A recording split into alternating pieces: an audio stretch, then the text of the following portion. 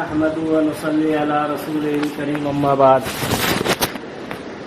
قال الله تبارك وتعالى في القرآن المجيد فرقان الحميد فأعوذ بالله من الشيطان الرجيم بسم الله الرحمن الرحيم وذكر فإن الذكرى تنفع المؤمنين صدق اللہ علیہ العظیم۔ قابل احترام خواتین، اللہ جل جلالہ و نوالہ کا احسان و کرم ہوا کہ اس نے ہم سب کو دین کی نسبت سے جمع فرمایا۔ اللہ پاک ہم سب کے جمع ہونے کو بے انتہا قبول فرمائے۔ دین کی نسبت سے جمع ہونے پر اللہ کی طرف سے اور اس کے حبیب امام الانبیاء محبوب کبریا تاجدار مدینہ سرور کونین سبز گنبد کے مکی حضور پاک صلی اللہ علیہ وسلم کی طرف سے بڑے فضائل اور وعدے ہیں۔ حدیث پاک کے مفہوم میں بات ملتی ہے۔ فرمایا نبی کریم صلی اللہ علیہ وسلم نے کہ جنت کے باغوں سے گزرو تو خوب چرو۔ کسی صحابی رضی اللہ عنہ نے عرض کیا کہ یا رسول اللہ صلی اللہ علیہ وسلم جنت کے باغ یعنی کیا؟ فرمایا ذکر کے حلقے، جہاں اللہ اور رسول کا تذکرہ ہو وہ جنت کے باغ ہیں۔ ایسی مجالس جہاں بھی لگتی ہے فرشتے چاروں طرف سے اس کو گھیر لیتے ہیں اور مجلس کے ختم پر ایک فرشتہ صدا لگاتا ہے، آواز لگاتا ہے کہ اے مجلس میں بیٹھنے والوں، اے مجلس میں بیٹھنے والیوں، اللہ نے تمہاری مغفرت فرما دی۔ اور صرف اتنا ہی نہیں بلکہ گناہوں کو نیکیوں میں بدل دیا۔ مغفرت یعنی جتنے گناہ آج تک ہوئے سب ڈیلیٹ ہو گئے، اور جتنے گناہ کیے تھے وہ نیکی میں بدل دیے گئے، نیکی میں ایکسچینج ہو گئے، وہ اس کا ٹرانسفر ہو گیا نیکیوں میں۔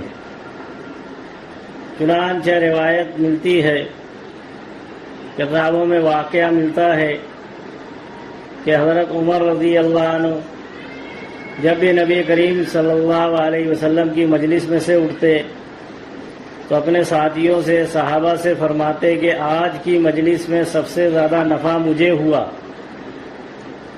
صحابہ کرام رضی اللہ عنہ اجمعین عرض کرتے کہ اے عمر، اللہ کے نبی کی مجلس میں آپ بھی شریک تھے، ہم بھی شریک تھے، باتیں آپ نے بھی سنی، نبی کے ارشادات اور فرمودات آپ نے بھی سنے، ہم نے بھی سنے، تو آپ کو نفع کیسے زیادہ ہوا؟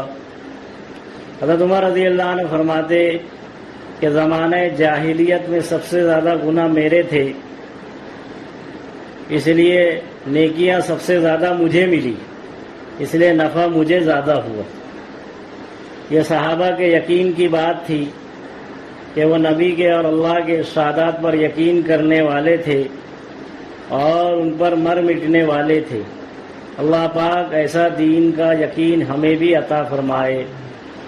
اس لیے بزرگ فرماتے ہیں کہ جب بھی دین کی مجلس میں بیٹھے تو نیت کریں کہ ہم اس لیے یہ باتیں سن رہے ہیں کہ ہمارا خالق اور مالک اللہ ہم سے راضی ہو جائے، یہ پہلی نیت ہونی چاہیے۔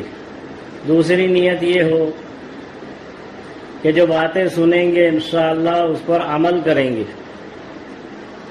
جو باتیں سنیں گے اس پر عمل کریں گے۔ اور تیسری نیت یہ ہو کہ انشاءاللہ ان باتوں کو ہم دوسروں تک پہنچائیں گے۔ حضرت علی رضی اللہ عنہ سے حضور پاک صلی اللہ علیہ وسلم نے فرمایا، جس کا مفہوم اور خلاصہ یہ ہے کہ علی اگر تیرے کہنے سننے سے ایک شخص بھی رائے راست پر آ جائے تو تیری نجات کے لیے کافی ہے۔ کہیں فرمایا کہ سرخ اونٹنیوں سے افضل ہے۔ محترم خواتین، اللہ نے ہم سب کی کامیابی اپنے مبارک دین میں رکھی ہے۔ دین زندگی گزارنے کا وہ نورانی اور پاکیزہ طریقہ ہے جس کو لے کر حضور پاک صلی اللہ علیہ وسلم اللہ کی طرف سے آئے، جو قرآن اور حدیث میں ہے۔ آدم علیہ السلام سے لے کر قیامت تک آنے والے انسانوں کی دنیا اور آخرت کی کامیابی اللہ نے اپنے دین میں رکھی ہے۔ پھر چاہے اس دین کو کوئی مرد اپنائے یا عورت، بچہ اپنائے یا بوڑھا، شہری اپنائے یا دیہاتی، عالم اپنائے یا جاہل، پڑھا لکھا زندگی اس دین کے مطابق گزارے، امیر گزارے یا فقیر، جو اپنی زندگی میں دین کو لائے گا اللہ پاک اسے دنیا میں بھی کامیاب کریں گے، اور آخرت کی ہمیشہ ہمیش کی جو لامحدود زندگی ہے، ایسی زندگی جو کبھی ختم نہیں ہوگی، جس کی کوئی بارڈر اور سیما نہیں، سرحد نہیں، کنارہ نہیں، جو کروڑا کروڑ برس کی زندگی ہے۔ دنیا کی زندگی تو مختصر ہے، ختم ہونے والی ہے۔ ایک دن موت کا فرشتہ آ جائے گا اور وہ لے کر چلے جائے گا، پھر کوئی روک نہیں سکے گا۔ اور جب سے اللہ نے دنیا کو بنایا ہے، لوگوں کے دنیا میں آنے کا اور جانے کا سلسلہ جاری رکھا ہے۔ صرف وہ لوگوں کے آنے کا سلسلہ ہوتا تو دنیا میں اتنی بھیڑ، اتنا کراؤڈ ہو جاتا کہ پیر رکھنے کی جگہ بھی نہیں ہوتی۔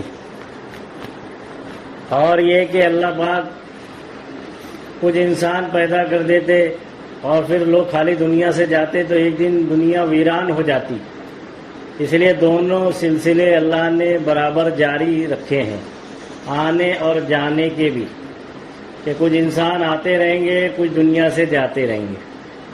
اس لیے قرآن میں فرمایا کہ کل نفس ذائقۃ الموت، کہ ہر جاندار کو موت کا مزہ چکھنا ہے۔ جو دنیا میں ایک مرتبہ آیا اسے جانا ہے۔ یہ مختصر سی زندگی ہے، ختم ہو جانے والی ہے، لیکن آخرت کی زندگی ہمیشہ ہمیش کی ہے۔ وہاں کی کامیابی اصل کامیابی ہے، وہاں کی زندگی اصل زندگی ہے، وہاں کی فراوانی اصل فراوانی ہے، وہاں کی نعمتیں اصل نعمت ہے، وہاں کی عزت اصل عزت ہے، وہاں کی چیزوں کا ملنا، سکون کا ملنا، محبتوں کا ملنا، عزت کا ملنا، یہ اصل چیزیں۔ دنیا میں تو سب فنا ہے، کہتے ہیں نا کہ فنا فی اللہ ہے۔ کل من علیہا فان، کل ٹوٹل سب کچھ فنا ہونے والا ہے، باقی رہنے والی ذات صرف اللہ کی ہے۔ باقی رہنے والی ذات صرف اللہ کی۔ تو کامیابی دین میں ہے ہماری۔ یہی بات سمجھانے کے لیے، بتلانے کے لیے، بندوں تک پہنچانے کے لیے اللہ پاک نے کم و بیش 1,24,000 انبیاء علیہ الصلاۃ والسلام کو دنیا میں مبعوث فرمایا، دنیا میں بھیجا، جو اللہ کے برگزیدہ اور معصوم بندے تھے، عالم ارواح میں چنے ہوئے بندے تھے۔ وہ آ کر دنیا کے انسانوں کو یہی بات سمجھاتے تھے کہ اے دنیا کے بسنے والے انسانوں، تم دنیا میں جو اسباب میں، چیزوں میں، شکلوں میں، اشیاء میں لگے ہوئے ہو، یہ سب تمہارے لیے امتحان کی ہے۔ اصل زندگی تمہاری آخرت کی ہے۔ ان چیزوں میں رہتے ہوئے تم کو اللہ کو یاد رکھنا ہے، اس کے اوامر کو پورا کرنا ہے، اس کے حکموں کے مطابق زندگی گزارنا ہے، اور جو طریقہ ہم لے کر آئے ہیں وہ طریقہ ہی تمہیں کامیابی دلا سکتا ہے۔ یہی بات سمجھانے کے لیے نبی دنیا میں آتے کہ دین کے ساتھ زندگی گزارو۔ بے دینی وبال ہے، بے دینی گناہ ہے۔ اللہ کے نزدیک سب سے بڑی نیکی دیندار ہونا ہے، اور اللہ کے نزدیک سب سے بڑا گناہ بے دین ہونا ہے۔ اپنے رب کو نہیں پہچاننا ہے، اپنے خالق اور مالک کی اطاعت سے روگردانی کرنا ہے، اس کے حکم کو پورا نہیں کرنا ہے، اس کی نافرمانی کرنا ہے، اس کی منع کردہ چیزوں اور کاموں میں لگنا ہے۔ تو کامیابی کا ضابطہ اور دار و مدار اللہ نے اپنے مبارک دین میں رکھا ہے۔ اب دین کیا ہے؟ بعض لوگ سمجھتے ہیں کہ ہم 5 وقتوں کی نماز پڑھ لیتے ہیں، یہ دین ہے۔ اس سے آگے کچھ لوگ تلاوت کر لیتے ہیں قرآن پاک کی، کچھ ذکر کر لیتے ہیں، وہ سمجھتے ہیں یہ دین ہے۔ کچھ سمجھتے ہیں کہ رمضان کے روزے رکھ لیے یہ دین ہے، کچھ سمجھتے ہیں کہ اللہ نے مال دیا ہے تو ہم زکوٰۃ دے دیتے ہیں یہ دین ہے، اور زیادہ اللہ نے دیا ہے تو حج اور عمرہ کر لیا وہ سمجھتے ہیں یہ دین ہے۔ یہ تو ارکان اسلام ہے۔ حدیث شریف میں فرمایا کہ بنی الاسلام علی خمس، اسلام کی بنیاد 5 چیزوں پر ہے، شہادت اشہد ان لا الہ الا اللہ ونشہد ان محمدا عبدہ ورسولہ، اس بات کی گواہی دینا کہ اللہ کے سوا کوئی معبود نہیں، عبادت کے لائق، بندگی کے لائق، پوجا کے لائق، پرستش کے لائق، جس کو مانا جائے، جس کی مانی جائے وہ ذات صرف اللہ کی ہے، اور حضرت محمد صلی اللہ علیہ وسلم اللہ کے بندے ہیں، رسول ہیں، پیغمبر ہیں۔ وَإِقَامِ الصَّلَاةِ، اور نماز کو قائم کرنا، وَإِيتَاءِ الزَّكَاةِ، زکوٰۃ کا ادا کرنا، وَالْحَجِّ، اور حج کرنا، وصوم رمضان، تو یہ 5 چیزیں تو ارکان اسلام ہے، یہ فرائض ہیں۔ تو پھر دین کیا ہے؟ یہ دین کے ایک حصے کے اجزاء ہیں۔ تو علماء نے لکھا ہے کہ 5 چیزیں دین ہیں، اور بھی لکھا ہے، لیکن 5 شعبوں کا نام دین فرمایا ہے۔ پہلا شعبہ فرمایا ایمانیات، جو ہم نے کلمہ لا الہ الا اللہ محمد الرسول اللہ کا اقرار کیا ہے، اس کلمے کے ذریعے سے اپنے دل کا یہ وجدان بنانا، یقین بنانا کہ کرنے والی ذات صرف اللہ کی ہے، اللہ پاک سب کچھ کے بغیر سب کچھ کر سکتے ہیں، اللہ کا غیر اللہ کے بغیر کچھ نہیں کر سکتا، نفع نقصان، بیماری صحت، عزت ذلت، حفاظت ہلاکت، پستی بلندی، کامیابی ناکامی، بیماری شفا، سب اللہ کے قبضے قدرت میں۔ اللہ جو چاہتے ہیں جب چاہتے ہیں جیسے چاہتے ہیں کرتے ہیں۔ آج تک جو ہوا اللہ نے کیا، جو ہو رہا ہے اللہ کے کرنے سے ہو رہا ہے، جو ہوگا اللہ ہی کریں گے۔ دنیا میں ایک پتا بھی اللہ کی مرضی کے بغیر نہیں ہلتا، کوئی کسی کو ذلیل نہیں کر سکتا جب تک اللہ نہ چاہے، کوئی کسی کو عزت نہیں دے سکتا جب تک اللہ نہ چاہے، کوئی کسی کو صحت نہیں دے سکتا جب تک اللہ نہ چاہے، کوئی کسی کو بیماری نہیں دے سکتا جب تک اللہ نہ چاہے، کوئی کسی کو نفع نہیں دے سکتا جب تک اللہ نہ چاہے، کوئی کسی کو نقصان نہیں پہنچا سکتا جب تک اللہ نہ چاہے۔ سارے چیزوں کے کرنے والے، ساری چیزوں کے وجود میں لانے والے، ساری چیزوں کے پیدا کرنے والے، ساری چیزوں کے بنانے والی ذات صرف اللہ کی، خالق اللہ ہے، مالک اللہ ہے، رازق اللہ ہے، روزی اللہ دیتے ہیں۔ اللہ فرماتے ہیں وَمَا مِن دَابَّةٍ فِي الْأَرْضِ إِلَّا عَلَى اللَّهِ رِزْقُهَا، روئے زمین پر کوئی مخلوق اور چوپایا ایسا نہیں ہے جس کی روزی کا ذمہ ہم نے نہ رکھا ہو۔ روزی ہم نے دکانوں میں نہیں رکھی، کھیتوں میں نہیں رکھی، کمپنیوں میں اور فیکٹریوں میں نہیں رکھی، تجارت میں نہیں رکھی، ملازمت میں نہیں رکھی، روزی ہم نے آسمانوں میں رکھی ہے۔ یہ اللہ کا اعلان ہے۔ ہم جس کو چاہتے ہیں کم دیتے ہیں، جس کو چاہتے ہیں زیادہ دے دیتے ہیں۔ روزی کے دروازے آسمانوں میں۔ اللہ جس کو چاہتے ہیں لڑکا دیتے ہیں، جس کو چاہتے ہیں لڑکی دیتے ہیں، جس کو چاہتے ہیں دونوں دیتے ہیں، جس کو چاہتے ہیں ایک بھی نہیں دیتے۔ جس کو چاہتے ہیں اللہ لڑکی دیتے ہیں، جس کو چاہتے ہیں لڑکا دیتے ہیں، جس کو چاہتے ہیں دونوں دے دیتے ہیں، جس کو چاہتے ہیں کچھ بھی نہیں دیتے۔ یہ کرنے والے اللہ ہیں۔ تو ہمارے دل کا یہ یقین بنے، ہماری ضرورتیں ہمارے گھر والے نہیں پوری کرتے بلکہ اللہ پوری کرتے ہیں۔ وہ اللہ ہے جو رب العالمین ہے، جو پالنے والا ہے، جو ضرورتوں کا پورا کرنے والا ہے، جو حاجت روا ہے، جو مشکل کشا ہے۔ سارے مخلوق کو اس نے پیدا کیا، سب کی ضرورت اس نے پیدا کی اور سب کی ضرورت پوری بھی وہی کرتا ہے۔ ساروں کی تقدیر اس نے بنائی۔ منتخب حدیث کے اندر روایت لکھی ہوئی ہے کہ زمین اور آسمان کے بننے سے 50,000 سال پہلے اللہ نے قلم کو بنایا اور کہا اکتب، لکھ۔ قلم نے کہا باری تعالیٰ کیا لکھوں؟ کہا کہ لکھ دے قیامت تک آنے والے انسان کی تقدیر، کون کہاں رہے گا، کون کیا کھائے گا، کون کیا پہنے گا، کون کتنی زندگی گزارے گا، کس کے مقدر میں کیا ہے۔ والقدر خیر والشر، اچھی اور بری تقدیر اللہ کی طرف سے۔ سب کچھ لکھا جا چکا ہے، سب کی عمریں لکھی جا چکی ہے، سب کی روزیاں لکھی جا چکی ہے، سب کا پانی لکھا جا چکا ہے، سب کا دانہ لکھا جا چکا ہے، سب کی ہوا لکھی جا چکی ہے، سب کچھ مقدرات سے طے۔ اس اللہ کا یقین دل کے اندر بسانا اور اس کے کرنے کے ضابطے اعمال محمد صلی اللہ علیہ وسلم ہے۔ اللہ اپنے نبی کے طریقے پر کرتے ہیں۔ اللہ کا کوئی طریقہ محبوب ہے، پسندیدہ ہے تو حضرت محمد صلی اللہ علیہ وسلم کا۔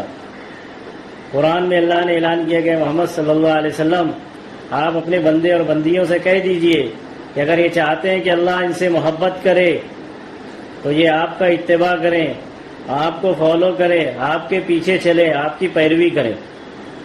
آپ کو جو طریقہ ہم دے کر بھیجے ہیں اس طریقے کے مطابق زندگی گزاریں۔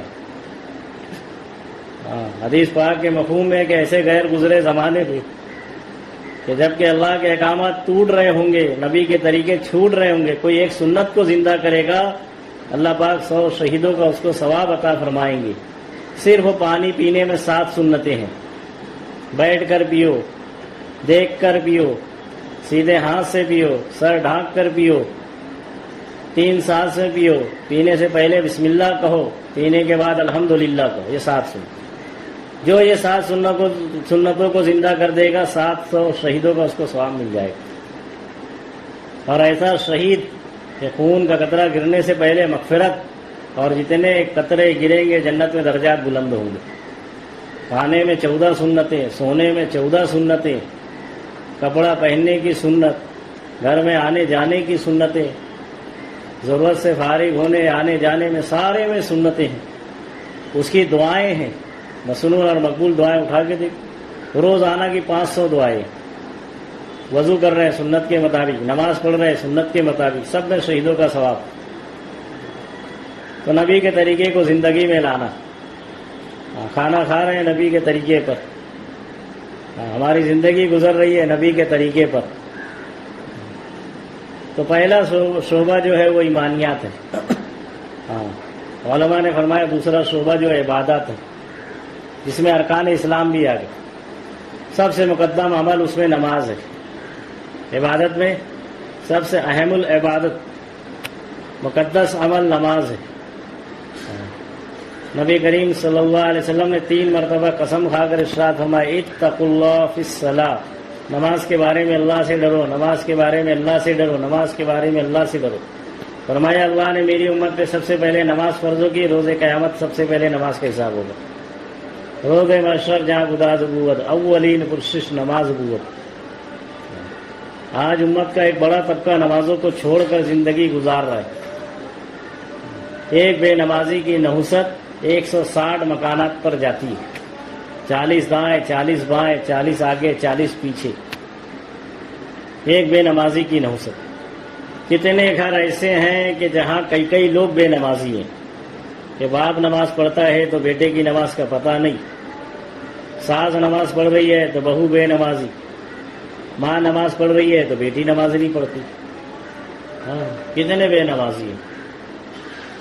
ایک آدمی ایک بزرگ کے پاس آیا اور کہنے لگا کہ حضرت میرے کئی بچے ہیں، کماتا بہت ہوں لیکن ضرورتیں پوری نہیں ہوتی، آپ 16 18 گھنٹے کام کرتا ہوں لیکن بے برکتی ہے، ہر وقت تو ہے تو پریشانی رہتی ہے۔ تو بزرگوں نے دیکھا اور کہا کہ بھائی اپنے گھر کے دروازے پر پردہ لگا لے، گھر کے دروازے پر پردہ لگا لے۔ اس نے اس پر عمل کیا۔ کچھ دنوں کے بعد آیا اور کہا کہ حضرت اب تو کھا پی کر کچھ بچ بھی جاتا ہے، سامان میں بھی برکت ہے، لیکن یہ پردے والا سسٹم سمجھ میں نہیں آیا۔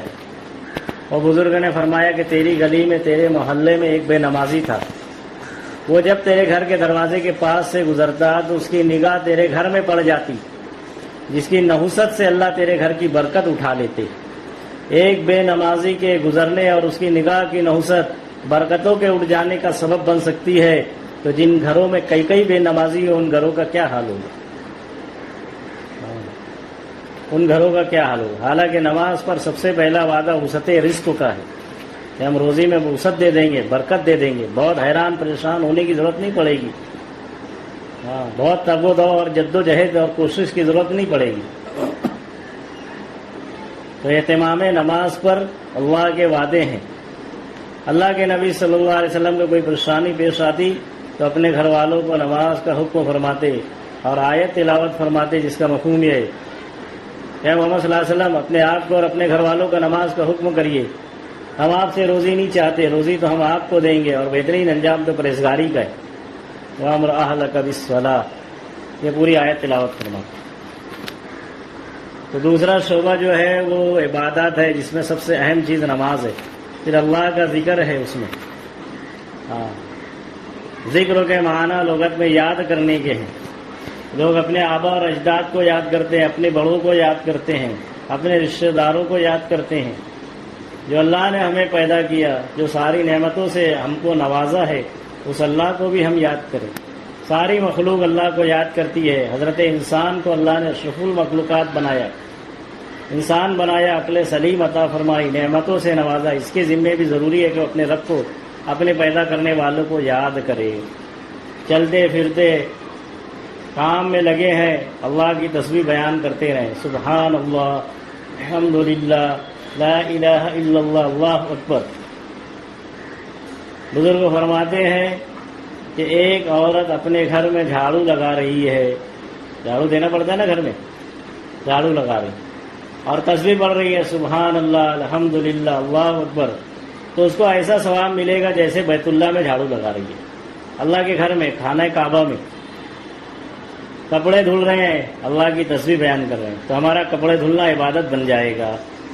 کھانا بنا رہے ہیں، اللہ کی تسبیح بیان کر رہے ہیں، سر ڈھکا ہوا ہے، سر ڈھکا ہوا ہے، وہ کھانا کھایا جائے گا، آپس میں محبت پیدا ہوگی، آپس میں محبت پیدا ہوگی۔ حدیث کے اندر ہے کہ جن گھروں میں 3 چیزیں ہوں، رحمت کے فرشتے ان گھروں میں نہیں آتے۔ 3 چیزیں ہو جس گھر میں، رحمت کے فرشتے نہیں آتے۔ ایک تو کتا، ڈاگ، آج شوق چل رہا ہے، فیشن کتے بلیوں کے پالنے کا، مہنگی مہنگی، بولے یہ نیوزی لینڈ کی ہے اور یہ آئرلینڈ کی ہے اور نہ جانے کہاں کہاں سے ہے، وہاں سے آئی ہوئی۔ جس گھر میں کتا ہو، رحمت کے فرشتے نہیں آتے۔ تصویر ہو، تصویر سے مراد ٹی وی بھی ہے، LCD LED، ہاں بڑی سی دیوار پہ لگی ہے، رحمت کے فرشتے کہاں سے آئیں گے؟ تیسرے، جس گھر میں مستورات ہو، عورتیں ہو اور سروں پر دوپٹہ نہ ہو، کہ سر ڈھکے ہوئے نہ ہو، تو رحمت کے فرشتے نہیں آئیں گے۔ روزیاں فرشتے لے کر آتے ہیں، رحمتیں اور برکتیں فرشتے لے کر اترتے ہیں۔ یہ 3 چیزیں جن مکانات میں، وہاں پر رحمت کے فرشتے نہیں آتے۔ تو اللہ کا ذکر کریں، اللہ کی تسبیح بیان کریں، صبح اور شام۔ اللہ نے اپنے نبی کو حکم دیا کہ محمد صلی اللہ علیہ وسلم صبح اور شام آپ ایسے لوگوں میں بیٹھا کیجئے جو ہماری تسبیح بیان کرتے ہیں، ہمارا ذکر کرتے ہیں، ہم کو یاد کرتے ہیں۔ اس لیے بزرگ فرماتے ہیں کہ فجر کی نماز کے بعد تیسرا کلمہ 100 مرتبہ پڑھ لیا کریں۔ یہ 100 مرتبہ یہ ایک دم آخری مقدار ہے، اس سے زیادہ کتنا بھی پڑھ سکتے ہیں۔ 100 مرتبہ درود پاک پڑھ لیا کریں۔ 1 مرتبہ درود پاک پڑھیں گے 40 انعامات ملیں گے، 10 نیکی لکھی جائے گی، 10 گناہ معاف ہوں گے، 10 اللہ کی رحمتیں نازل ہوگی، جنت میں 10 درجات بلند ہوں گے، 40 نقد انعام۔ 1 مرتبہ درود شریف صلی اللہ علیہ وسلم سب سے چھوٹا درود ہے، پڑھنے پر اللہ کی طرف سے 40 انعامات۔ 100 مرتبہ درود پاک صبح شام پڑھ لیا کرو، اور 100 مرتبہ استغفار کی تسبیح، استغفر اللہ ربی من کل ذنب واتوب الیہ۔ حدیث پاک کے مفہوم میں ہے کہ عصر کے بعد 3 مرتبہ استغفر اللہ الذی لا الہ الا هو الحی القیوم واتوب الیہ۔ جو شخص، جو اللہ کا بندہ اور اللہ کی بندی 3 مرتبہ پڑھ لے، سمندر کے جھاگ کے برابر بھی گناہ ہوں گے، اللہ معاف کر دیں گے۔ بڑے فضائل ہیں۔ تو یہ اللہ کا ذکر ہے، اس سے دلوں میں نرمی پیدا ہوگی، دل کی قساوت دور ہوگی۔ دعا میں ہے تو دعا میں دل لگے گا، عبادات میں دل بستگی پیدا ہوگی۔ مصلی پر کھڑے ہوتے ہیں، گھبراہٹ ہوتی ہے، عبادت میں توجہ نہیں، قرآن کھولے پڑھنے کو دل نہیں چاہتا۔ جب دل نرم ہوگا ذکر کے ذریعے سے، تو پھر عبادت میں دل لگے گا، پھر پڑھتے جاؤ پڑھتے جاؤ پڑھتے جاؤ پڑھتے جاؤ۔ ہاں نمازیں پڑھتے جائیں گے، اللہ سے تعلق پیدا ہوتا جائے گا۔ نماز کے معنی ہی ہے اللہ سے باتیں کرنا۔ ڈکشنری میں لغت میں نماز کے معنی اللہ سے باتیں کرنا ہے۔ جب یہ بات دھیان میں ہوگی، دل میں ہوگی، دماغ میں ہوگی کہ میں نماز میں کھڑی ہوں، میرا رب سامنے ہے اور میں اس کو دیکھ رہی ہوں، اور میں جو پڑھ رہی ہوں اور جو بول رہی ہوں وہ سن رہا ہے، اتنی اہم عبادت ہے اللہ کا ذکر۔ فرمایا افضل الذکر قراءۃ القرآن، سب سے بڑا ذکر اللہ کے پاک کلام کی تلاوت ہے۔ اللہ نے اسے پوری زندگی گزارنے کا ضابطہ بیان کر دیا۔ سب سے پہلا حق یہ ہے کہ اس کے الفاظ کو سیکھا جائے عربی زبان میں۔ قرآن پاک بچپن میں کسی وجہ سے نہیں سیکھ سکے تو 55 میں سیکھ لو۔ علم حاصل کرنے کے لیے کوئی عمر کی قید نہیں ہے، اور بات کوئی عمروں کی قید نہیں، اور یہ کوئی شرم کی بھی بات نہیں ہے کہ اب تو عمر گزر گئی ہے، اب تو بچے بھی ہو گئے ہیں، بچے بولیں گے امی مدرسہ جا رہی ہے، مکتب جا رہی ہے، کوئی مسئلہ نہیں۔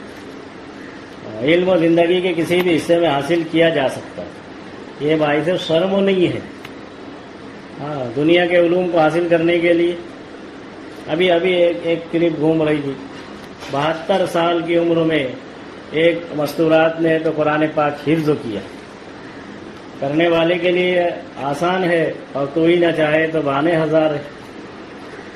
قرآن پاک کی تلاوت، اس سے گھروں میں خیر برکت میں اضافہ ہوگا، گھروں کی گھر کی خیر برکت میں اضافہ ہوگا۔ قرآن پاک جب بندہ اور بندی پڑھتے ہیں تو جو منہ سے الفاظ نکلتے ہیں اس کو لینے کے لیے فرشتے آتے ہیں، باقاعدہ خوان میں رکھ کر اللہ کی بارگاہ میں لے کر جاتے ہیں۔ اور جس گھر میں قرآن پاک کی تلاوت ہوتی ہے، حدیث پاک کے مفہوم ہے کہ وہ گھر آسمان والوں کے لیے ایسے چمکتے ہیں جیسے زمین والوں کے لیے آسمان میں تارے چمکتے ہیں۔ فرشتوں کو وہ گھر چمکتے ہوئے روشن نظر آتے ہیں۔ جن گھروں میں تعلیم ہوتی ہے، جن گھروں میں ہے تو قرآن پاک کی تلاوت ہوتی ہے، جہاں اللہ اور رسول کے تذکرے ہوتے ہیں، جہاں چند لوگ بیٹھ کر ہے تو فکر آخرت کی باتیں سنتے اور کہتے ہیں، وہ گھر آسمان والوں کے لیے ایسے چمکتے ہیں جیسے زمین والوں کے لیے آسمان میں رات میں تارے چمکتے ہیں۔ اللہ کا ذکر بڑی عبادت ہے۔ قرآن پاک کی تلاوت ہر حرف پر ایک ایک نیکی ہے۔ پڑھتے جاؤ اور جنت کے درجوں میں چڑھتے جاؤ۔ لطافوں میں سجانے کے لیے نہیں ہے کہ رمضان آ گیا تو اس کو نکال لیے، روزانہ صبح شام اس کی تلاوت ہے۔ اسے اللہ کا دھیان زندگیوں میں نصیب ہوگا۔ مصنون دعاؤں کا اہتمام، یہ سب عبادات ہیں۔ صدقہ کرنا عبادت ہے کہ صدقہ بیماریوں کے 70 دروازوں کو بند کر دیتا ہے۔ کوئی مصیبت، کوئی بلا صدقے کو پھاند کر نہیں آ سکتی ہے۔ کسی کو کپڑا دے دیا، جب تک اس کے بدن پر کپڑا رہے گا پہنانے والے کو اجر و ثواب ملتا رہے گا۔ کسی کو کھانا کھلا دیا، اس کا اجر و ثواب ملے گا۔ اس کا کسی کو دعوت دے دی اللہ واسطے، تو مہمان ساری برکتیں لے کر آئے گا۔ مہمان ساری برکتیں لے کر۔ حضرت علی رضی اللہ عنہ رو رہے، کسی نے پوچھا کہ حضرت کیوں رو رہے ہیں؟ کہا کہ 7 دن ہو گئے کوئی مہمان نہیں آیا۔ پہلے لوگ ہیں تو کھانا بنا کر درختوں پر لٹکا دیا کرتے تھے کہ کوئی مسافر اپنے سواری سے گزرے گا اور اپنا کھانا لے کر کھا کے آگے گزر جائے گا۔ تو حضرت علی رضی اللہ عنہ رو رہے کہ 7 دن سے کوئی مہمان نہیں آیا، کہیں اللہ نے مجھے ذلیل کرنے کا ارادہ تو نہیں کر لیا۔ پہلے کے لوگ مہمان کے آنے سے خوش ہوتے تھے، آج کے لوگ مہمان کے جانے سے خوش ہوتے ہیں کہ بولے بلا ٹل گئی۔ بولے مہمان آ جائے تو کہتے ہیں کہ بڑی خوشی ہوئی آپ کے آنے سے، اور دل میں کہتے ہیں کم بخت کائے کو آیا مہنگائی کے زمانے میں۔ پہلے خوش ہوتے تھے کیونکہ مہمان اپنا رزق کو لے کر آتا ہے۔ دسترخوان پہ وہ لال کلر کا آتا ہے نا کپڑے کا، اس پہ لکھا ہوتا ہے کہ رزق کو اپنا کھا رہا ہے تیرے دسترخوان پر، وہ تو اپنا رزق کو لے کر آتا ہے۔ مہمان کا آنا برکت کی علامت ہے۔ صدقہ کرنا، مہمان نوازی کرنا، یہ مسلمانوں کا شعار ہے، اسلامی طریقہ ہے۔ ضرورت مندوں کی ضرورت کا پورا کرنا، یہ سب عبادات میں سے۔ حج کرنا، عمرہ کرنا، رمضان کے روزے رکھنا، نفل روزے رکھنا۔ اللہ کے نبی صلی اللہ علیہ وسلم ہر پیر اور جمعرات کا روزہ رکھتے تھے، ہر پیر اور جمعرات کا، اس لیے کہ وہ دونوں دن ہمارے اعمال نامے پیش ہوتے ہیں، پیر اور جمعرات۔ مہینے کے 3 روزے ایام 20 کے، اردو تاریخ 13, 14, 15 کا نفل روزہ رکھتے تھے۔ اللہ نے استعداد دی ہے تو عمرہ کرے، حج کرے۔ جو حج کر کے لوٹتا ہے وہ ایسا ہے جیسے آج ہی پیدا ہوا، کہ اس کے ذمہ ایک گناہ باقی نہیں رہتا۔ اور حاجی فقیر نہیں ہوتا، حاجی کو اللہ غنی کر دیتے ہیں۔ تو دوسرا شعبہ جو ہے وہ عبادات کا ہے، تیسرا شعبہ جو ہے دین کا وہ معاملات ہے، چوتھے معاشرت ہے، اور پانچویں اخلاق ہے۔ ہاں، معاملات ہمارا لین دین، ہاں ہمارا لوگوں کے ساتھ رابطہ، تعلق، ہاں چھوٹوں شفقت، بڑوں کی عزت، علماء کی قدر، ہر ایک کے ساتھ نرمی، کہ جو نرمی سے محروم وہ ساری خیر سے محروم۔ فرعون کیسا آدمی تھا سب جانتے ہیں، خدائی کا دعویٰ کیا تھا، بڑا ظالم اور جابر، لیکن اللہ پاک موسیٰ علیہ السلام اور ہارون علیہ السلام کو بھیج رہے ہیں تو کہہ رہے ہیں کہ ان کو دعوت دو فرعون کو، اور اسے نرمی سے بات کرنا، ہو سکتا ہے وہ تمہاری بات کو قبول کر لے۔ حالانکہ اللہ کو ہی پتہ ہے کہ اس نے خدائی کا دعویٰ کیا، اس ظالم کے حصے میں ہدایت ہے ہی نہیں، لیکن اللہ نے کہا کہ موسیٰ جاؤ سمجھاؤ اور نرمی سے بات کریں۔ ہم کسی سے نرمی سے شفقت سے بات کریں، چھوڑو شفقت کریں، بڑوں کی عزت کریں، علماء کی قدر کریں، نرمی ہے۔ کسی سے ہمارے کسی بول سے کسی کا دل نہ ٹوٹے۔ کسی مسلمان کو تکلیف پہنچانا کعبے کو گرانے کے برابر ہے۔ حدیث شریف فرمایا کہ مسلمان وہ ہے جس کے ہاتھ اور زبان سے کسی کو تکلیف نہ پہنچے۔ ایک مرتبہ ازواج محترات میں سے نبی کی بیویوں میں سے کسی نے کہہ دیا کہ فلانی جو آپ کی جوزہ ہے، آپ کی بیوی ہے، وہ تو پستہ قد ہے، چھوٹی ہائٹ کی ہے، ہمارے یہاں کہا جاتا ہے ناٹی، چھوٹی ہائٹ کی۔ اللہ کے نبی صلی اللہ علیہ وسلم فرمایا کہ ارے تم نے ایسا جملہ کہا کہ جس کے اندر اتنی بدبو اور کڑواہٹ ہے کہ اگر سمندر میں ڈال دیا جائے تو سارا پانی سڑ جائے۔